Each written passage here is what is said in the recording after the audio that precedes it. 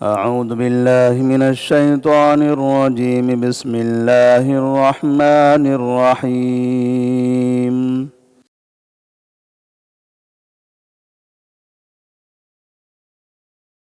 للرجال نصيب مما ترك الوالدان والأقربون وللنساء نصيب مما ترك الوالدان والأقربون مما قل منه أو كثر نصيبا مفروضا. وإذا حضر القسمة أولو القربى واليتامى والمساكين فارزقوهم منه وقولوا لهم قولا معروفا. وليخشى الذين لو تركوا من خلفهم ذرية ضعافا خافوا عليهم فليتقوا الله وليقولوا قولا سديدا. إن الذين يأكلون أموال اليتامى ظلما إنما يأكلون في بطونهم نارا وسيصلون سعيرا.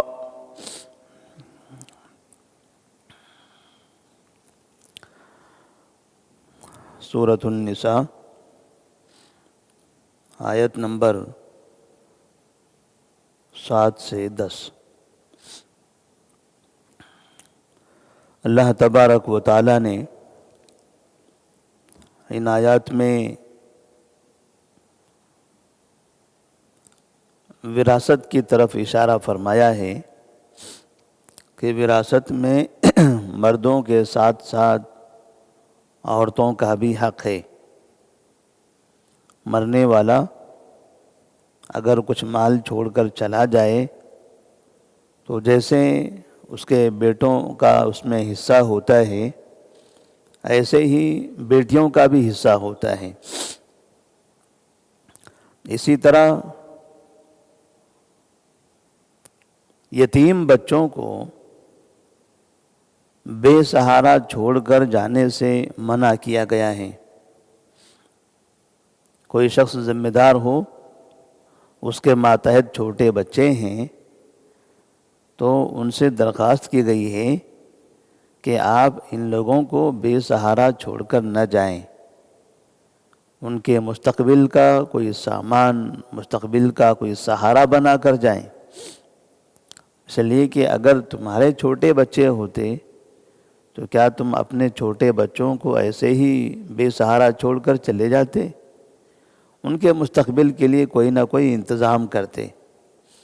تو ایسے ہی یتیم بچے اگر آپ کے پاس موجود ہیں تو مستقبل میں مالی حساب سے ان کا کوئی ایسا انتظام کریں کہ بعد میں وہ خوشحال زندگی گزاریں، کسی کے سامنے بھیک کے لیے ہاتھ نہ پھیلائیں.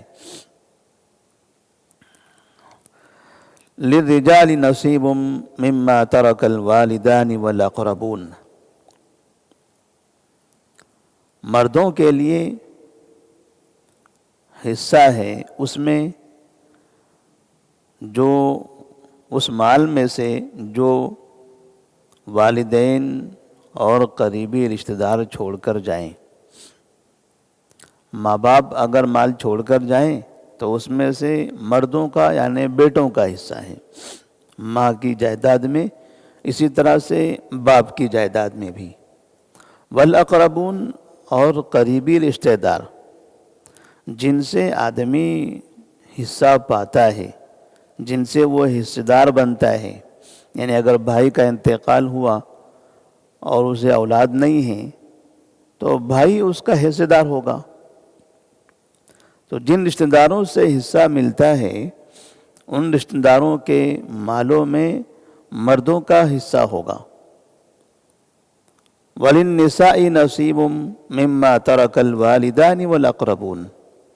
اور عورتوں کا حصہ ہے اس مال میں جو والدین اور قریبی رشتہ دار چھوڑ کر جائیں. جس طرح سے مردوں کا حصہ ہے ایسے ہی عورتوں کا بھی حصہ ہوگا. مما قل منہ او کثر، چاہے وہ کم ہو یا زیادہ ہو، چھوڑا ہوا مال یعنی میت نے جو مال چھوڑ دیا ہے دنیا میں اس کی اپنی ملکیت والا، وہ کم ہو یا زیادہ ہو، سب میں دونوں کا حصہ ہے، مرد کا بھی اور عورت کا بھی۔ نصیبا مفروضہ، یہ مقرر کردہ حصہ ہے، یعنی اس میں حصہ مقرر کیا ہوا ہے۔ تو یہ حصہ اللہ تبارک و تعالیٰ نے مقرر کر دیا ہے کہ مرد کا کتنا حصہ ہوتا ہے، عورت کا کتنا حصہ ہوتا ہے۔ اس کی تفصیل آگے آیت نمبر 11 سے شروع ہو رہی ہے کہ کس طرح سے حصے تقسیم کیے جاتے ہیں میت کے مال میں سے۔ یہاں اس آیت میں وضاحت اس بات کی طرف ہے کہ زمانہ جاہلیت میں جب کسی آدمی کا انتقال ہوتا تھا تو اس کے مال کا بٹوارا صرف بیٹوں میں ہوتا تھا، بیٹیوں کو حصہ نہیں دیا جاتا تھا، یہ سمجھ کر کہ بیٹیاں پرائی ہیں، کسی اور جگہ جائیں گی، بیٹے اسی گھر میں ہوں گے، اس گھر کے مالک ہیں، اس جائیداد کے مالک ہیں، لہذا بیٹوں کو حصہ دیا جائے۔ تو زمانے جاہلیت میں صرف بیٹوں کو حصہ دیتے تھے، بیٹیوں کو حصہ نہیں دیتے تھے۔ اسی طرح ایک طریقہ اور یہ بھی تھا کہ اگر مثال کے طور پر 4 بیٹے ہیں، باپ کا انتقال ہو گیا تو اس میں اگر ایک بیٹا چھوٹا ہے تو اس بیٹے کو محروم کر دیا جاتا تھا، صرف 3 بیٹوں میں تقسیم کرتے تھے، ایک بیٹے کو چھوڑ دیتے تھے۔ کہتے تھے کہ مال کا حقدار بڑا بیٹا ہوتا ہے، وہ بیٹا جو مال رکھنے، مال خرچ کرنے، مال کے ذریعے کچھ کمانے، اس کی جو صلاحیت رکھتا ہے وہی اس کا حقدار ہے۔ اور جو بچے کو ابھی یہ صلاحیت نہیں ہے، چھوٹا سا ہے، تو اسے یہ مال دے کر کیا کریں گے؟ تو 4 بیٹوں میں سے اگر ایک چھوٹا ہے، باقی 3 بڑے ہیں، تو چھوٹے بچے کو محروم کر دیتے، 3 بیٹوں میں تقسیم کر دیتے، تو بیٹیوں کو بھی محروم کر دیا، پھر بیٹوں میں سے چھوٹے کو بھی محروم کر دیا۔ یہ طریقہ ہوتا تھا زمانے جاہلیت میں۔ اور کبھی ایسا بھی ہوتا تھا کہ اگر تھوڑا سا مال ہوتا، یعنی مرنے والے کے پاس صرف چھوٹا سا گھر تھا، غریب آدمی تھا، تو ابھی اولاد اگر اس کے 4 ہیں تو وہ چھوٹا سا گھر بھی 4 حصوں میں تقسیم ہونا چاہیے، 4 اس کے حقدار ہوتے ہیں۔ لیکن کبھی ایسا بھی ہوتا کہ کوئی ایک ہی پورا لے لیتا، یہ سمجھ کر کہ تھوڑا سا ہے، تم کو کیا دوں۔ جو زیادہ طاقتور ہوتا، زیادہ جس کی چلتی، وہ گھر یا وہ جائیداد وہ خود لے لیتا، باقی تمام لوگوں کو محروم کر دیتا، یہ کہہ کر کہ یہ معمولی سا ہے، زیادہ ہوتا تو ہم آپ سب کو دیتے۔ تو اللہ تبارک و تعالیٰ نے ان حالات کے پیش نظر قرآن مجید کی آیت نازل فرمائی، لِلرِّجَالِ نَصِيبٌ مِّمَّا تَرَكَ الْوَالِدَانِ وَالْأَقْرَبُونَ وَلِلنِّسَاءِ نَصِيبٌ مِّمَّا تَرَكَ الْوَالِدَانِ وَالْأَقْرَبُونَ۔ 2 مرتبہ ایک ہی جملہ دہرایا گیا، ایک ہی جملہ 2 مرتبہ اللہ تبارک و تعالیٰ نے استعمال کیا کہ مردوں کے لیے حصہ ہے اس مال میں جو مال والدین اور رشتہ دار چھوڑ کر جائیں، اور پھر کہا عورتوں کے لیے بھی حصہ ہے اس مال میں جو مال والدین اور رشتہ دار چھوڑ کر جائیں۔ یعنی مستقل طور پر ان کا حصہ بتانے کے لیے تاکیداً اللہ تبارک و تعالیٰ نے ایک ہی جملے کو دوسری مرتبہ عورتوں کا نام لے کر عورتوں کے ساتھ خاص کرتے ہوئے نازل فرمایا، جس کا مطلب یہ ہے کہ عورتوں کے وراثت میں بڑا اہتمام کرنا چاہیے۔ اگر کوئی انسان بیٹیوں کا حصہ یا بہنوں کا حصہ نہیں دیتا ہے، یا بیوی کا حصہ یا ماں کا حصہ جو عورتیں ہیں ہمارے گھروں میں، ان کو جائیداد میں حصے سے محروم کر دیتا ہے تو بہت بڑا گنہگار ہوگا۔ وہ ایک انسان کا اس کے جائیداد میں سے حق مارنے کے جیسا ہے۔ جیسے 4 بیٹے ہیں، 4 بیٹوں میں سے 2 بیٹوں نے لیا، 2 بیٹوں کو محروم کر دیا، تو وہ 2 بیٹے بھلا وہ کیسے برداشت کر سکتے؟ تو جیسے یہ بڑا جرم نظر آتا ہے، ایسے ہی بہنوں کے حصے مارنے یا بیٹیوں کا حصہ مارنے میں وہ بڑا جرم ہے۔ مما قل منہ او کثر نصیبا مفروضا۔ اب یہ نہیں دیکھنا ہے کہ تھوڑا سا ہے یا زیادہ ہے، تھوڑا ہے اتنا چلو بیٹوں کو دے دیتے ہیں، بیٹیوں کو چھوڑ دیتے ہیں، نہیں، تھوڑا بھی ہو تب بھی بیٹے اور بیٹیوں کو دینا ضروری ہے۔ نصیبا مفروضا، کتنا دینا ہے؟ تو متعین حصہ ہے ہر ایک کا، جو آیت نمبر سورہ نساء کی آیت نمبر 11 سے اس کی تقسیم کا طریقہ شروع ہو رہا ہے۔ یہ آیت نمبر 7 ہے۔ تو یہاں اس سے پہلے صرف واضح کر دیا، قاعدہ بتا دیا گیا کہ حصہ بہرحال ہر ایک کو دینا ہے، جو اس کے حقدار ہیں وہ مرد ہو یا عورت ہو۔ نصیبا مفروضا، تو اس میں حصہ مقرر کیا ہوا ہے، متعین ہے حصہ دونوں کا بھی، مرد کا حصہ متعین ہے، عورت کا بھی حصہ متعین ہے۔ وَإِذَا حَضَرَ الْقِسْمَةَ أُولُو الْقُرْبَى وَالْيَتَامَى وَالْمَسَاكِينَ فَارْزُقُوهُم مِّنْهُ وَقُولُوا لَهُمْ قَوْلًا مَّعْرُوفًا۔ اور جب تقسیم کے وقت میں رشتہ دار، یتیم، مساکین وغیرہ آ جائیں، فَارْزُقُوهُم مِّنْهُ، تو انہیں اس میں سے کچھ دے دو۔ وَقُولُوا لَهُمْ قَوْلًا مَّعْرُوفًا، اور ان سے نرمی کے ساتھ بات کرو، نرم الفاظ میں، نرم لہجے میں ان سے گفتگو کرو۔ جب ہم تقسیم کر رہے ہیں، مال کی، جائیداد کی تقسیم ہو رہی ہے، اور جائیداد کی تقسیم کے وقت میں کچھ غریب جو رشتہ دار ہیں، وہ مساکین وغیرہ یا یتیم ایسے افراد موجود ہوں، اور ایسا محسوس ہوتا ہے کہ وہ ہم سے کچھ چاہتے ہیں،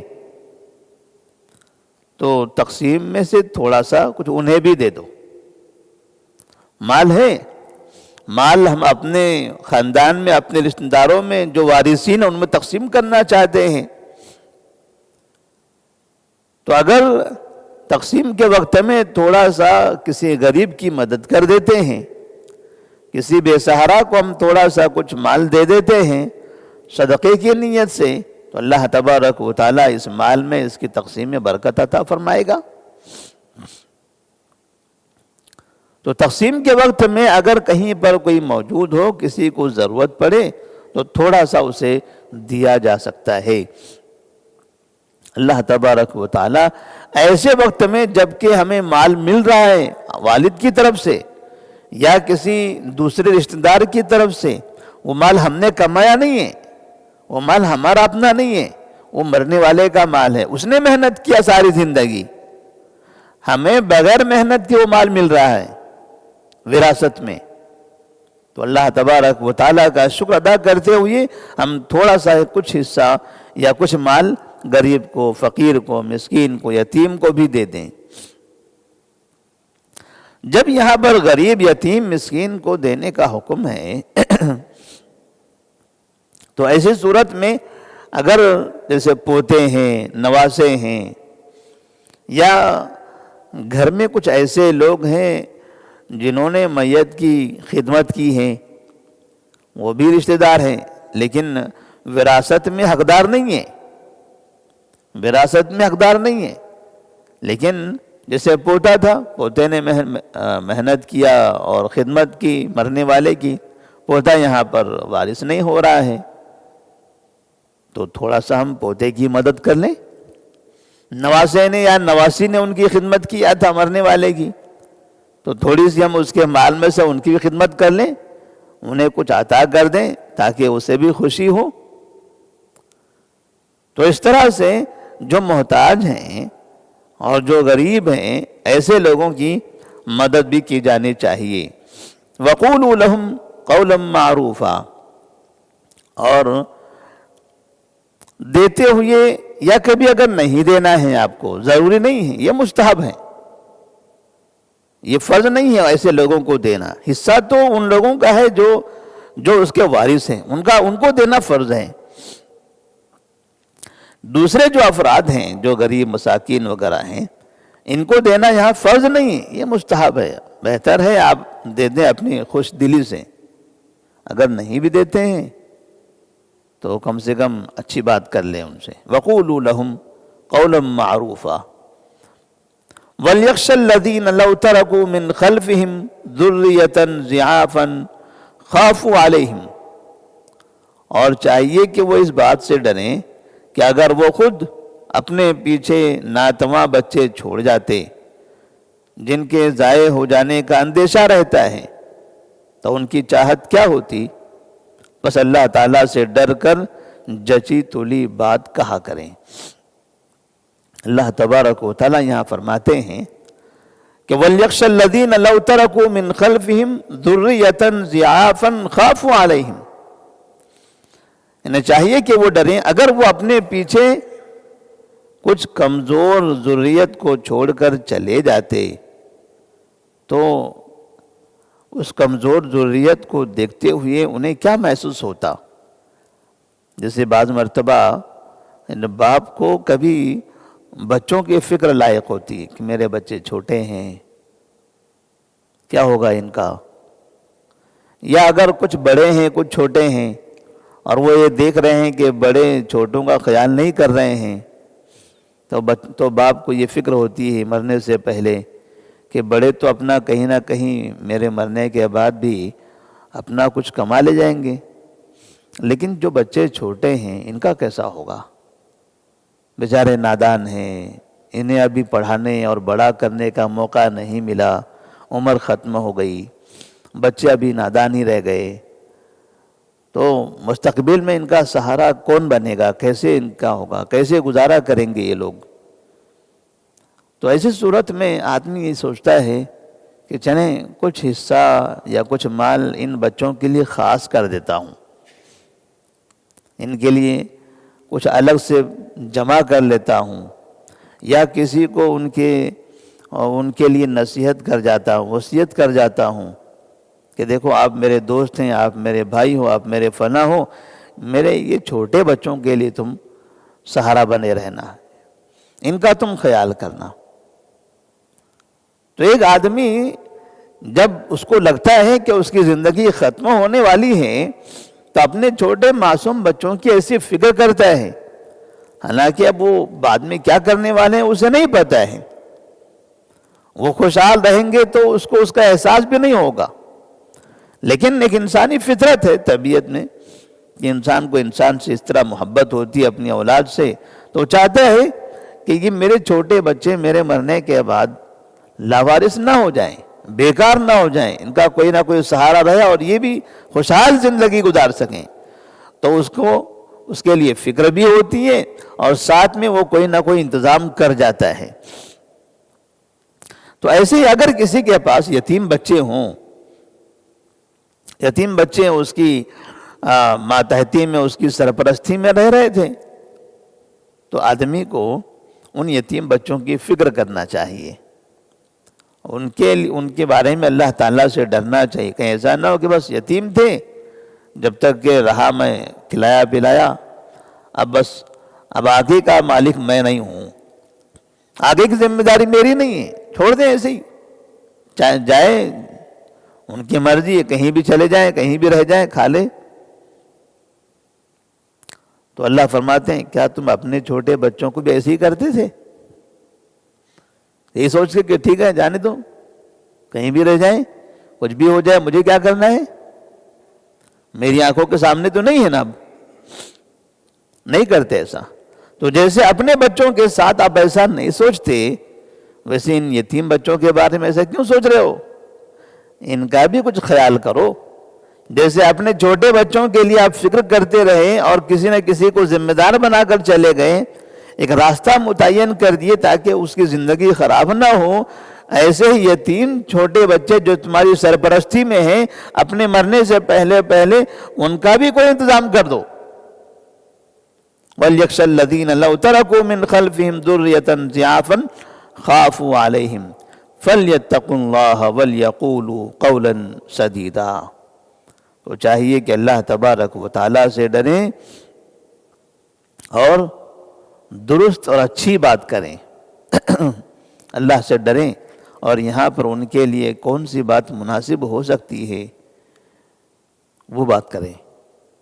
کسی کو وصیت کرنا ہو تو وصیت کر جائیں.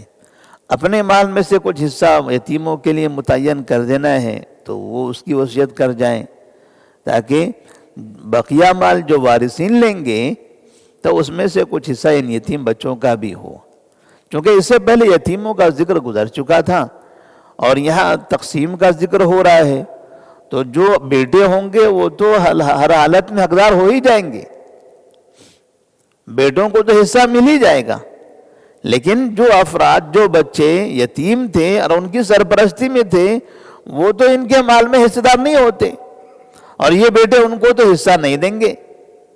لہذا آپ ان کے لیے الگ سے کوئی انتظام کر کے جائیے. ان الذین یأکلون اموال الیتامی ظلما انما یأکلون فی بطونہم نارا وسیصلون سعیرا.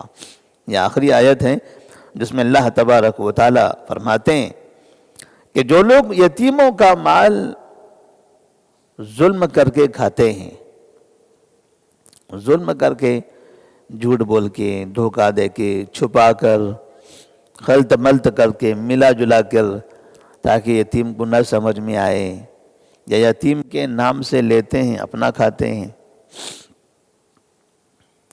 یتیموں کا مال کھانا، چاہے وہ یتیم کا ہو یا یتیم کے نام سے لیا گیا ہو، تو انما یاکلون فی بطونہم نارا. اللہ تبارک و تعالیٰ فرماتے ہیں کہ وہ لوگ اپنے پیٹ میں آگ بھرتے ہیں، وہ لوگ اپنے پیٹ میں آگ بھر رہے ہیں. وَسَيَصْلَوْنَ سَعِيرًا، اور ان قریب وہ دوزخ میں داخل ہوں گے. تو یتیم کا مال کھانا، چونکہ وہ کمزور ہوتا ہے، تو کمزوروں کا مال کھانا ایک عام سی عادت نظر آتی ہے لوگوں کے درمیان میں. اگر وہ کمزور بڑا بھی ہوتا ہے تب بھی لوگ اس کا مال کھا لیتے ہیں، تب بھی اس پر قبضہ کرتے ہیں، اس کو ڈراتے ہیں، دھمکاتے ہیں. اب یتیم اگر چھوٹے بچے ہوں تو پھر ان کا کیا ہوا؟ تو اللہ تبارک و تعالیٰ نے معاشرے کے کمزور اور مجبور لوگوں کے ساتھ اچھا برتاؤ کرنے کا حکم دیا، کہ معاشرے میں جو کمزور ہو، مجبور ہو، بے سہارا ہو، جن کا باپ نہیں ہے، ایسا نہ ہو کہ تم اسے کمزور سمجھ کر ان کو ہڑپنے لگیں، ان کو نقصان پہنچانے لگیں. اللہ تبارک و تعالیٰ ان کا مددگار ہے، اللہ وہ دیکھ رہا ہے. ان کو کمزور مت سمجھو، ان کے پیچھے اللہ تبارک و تعالیٰ ہے. انما یاکلون فی بطونہم نارا وسیصلون سعیرا. یتیموں کا مال کھانے سے متعلق بعض مرتبہ کبھی کبھار ہمیں کچھ ایسے افراد بھی دکھائی دیتے ہیں جو یتیموں کے مال سے ادھر ادھر سے چندے جمع کرتے ہیں. کبھی رفاہی کاموں کے نام سے، کبھی مدرسوں کے نام سے، اور یہ کہتے ہیں کہ ہمارے پاس یتیم بچے ہیں، یتیموں کے نام سے تعاون کیجیے، چندہ دیجیے. اور ان کے مدرسے میں دیکھا جائے یتیم کتنے ہیں تو معلوم پڑتا ہے یتیم ہے ہی نہیں، غریب بچے ہیں، یتیم نہیں ہیں. لیکن باہر یتیم یتیم کہہ کر لوگوں سے اپیل کی گئی. اور پھر یہ جو مال ملتا ہے، اب اس مال میں 40%، 50% یہ ان کا اپنا ہوتا ہے. یعنی اگر ہم نے 10 لاکھ روپیہ دیا تو 5 لاکھ روپیہ ان کا ہو گیا، 5 لاکھ روپیہ مدرسے کا ہوا، یا 10 لاکھ میں سے 4 لاکھ ان کا ہو گیا، 6 لاکھ مدرسے کا ہوا. ایسے ہزاروں مدرسے ہیں جن کے چندے اس طرح تقسیم ہوتے ہیں۔ اس کی وجہ سے ہم دیکھتے ہیں کہ مدرسوں میں بے تحاشا چندہ جا رہا ہے، لیکن مدرسے جہاں کے وہاں غریب عمارتیں، غریب بچے، غریب تعلیم اور شکل و صورت سب ایسی نظر آتی ہے اتنے سالوں کے بعد بھی۔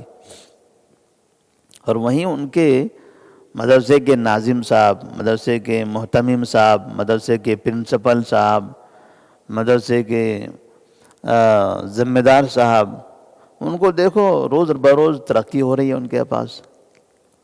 مدرسے کی بلڈنگ جیسے کہ ویسے خستہ حال ہے، ان کی بلڈنگ بڑھتی جا رہی ہے، بڑھتی جا رہی ہے، بڑھتے جا رہی ہے، بڑھتے جا رہی ہے۔ کیوں؟ کہ جو پیسہ آ رہا ہے اس کا فائدہ یہاں دکھائی دے رہا ہے، یہاں نہیں دکھائی دے رہا ہے۔ وہ فائدہ ادھر نہیں دکھائی دے رہا ہے۔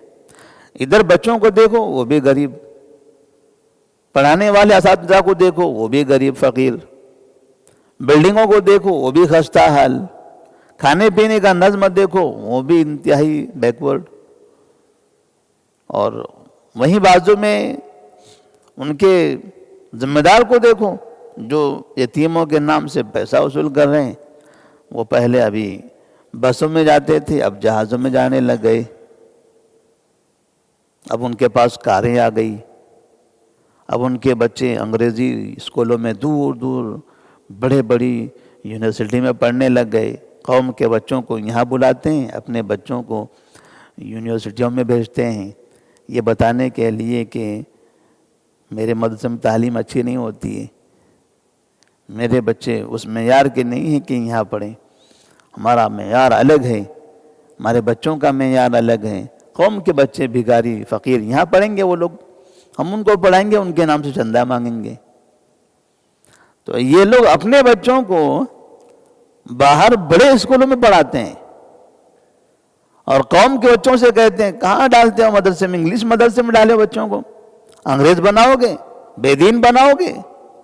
اب وہ ایسے کپڑے پہن کے پھرے گا، وہ بے نمازی ہوگا، فلاں ہوگا، لاؤ ہمارے پاس مدرسے میں ڈال دو ان کو۔ ان سے کہیں گے مدرسے میں ڈالو، اور اپنے بچوں کو مکمل انگریز بنا دیتے ہیں۔ تو یہ جو نظام چل رہا ہے، بعض مرتبہ ایسی چیزوں کو دیکھ کر تکلیف بھی ہوتی ہے۔ تو اللہ تبارک و تعالی فرماتے ہیں ان الذین یاکلون اموال الیتامی ظلما انما یاکلون فی بطونہم نارا۔ جو لوگ ظلم کرتے ہوئے ناحق یتیموں کا مال کھاتے ہیں وہ اپنے پیٹ میں آگ بھرتے ہیں۔ وَسَيَصْلَوْنَ سَعِيرًا، اور وہ عنقریب مرنے کے بعد قیامت کے دن جہنم میں داخل ہوں گے۔ اللہ تبارک و تعالیٰ سے دعا ہے کہ اللہ تبارک و تعالیٰ ہم تمام کو لوگوں کا حق مارنے سے، لوگوں کے حقوق کھانے سے محفوظ فرمائے۔ اللہ تبارک و تعالیٰ ہمیں حلال روزی کمانے کی توفیق عطا فرمائے، اور مال کے معاملے میں اللہ سے ڈرنے کی توفیق عطا فرمائے۔ السلام علیکم ورحمۃ اللہ وبرکاتہ۔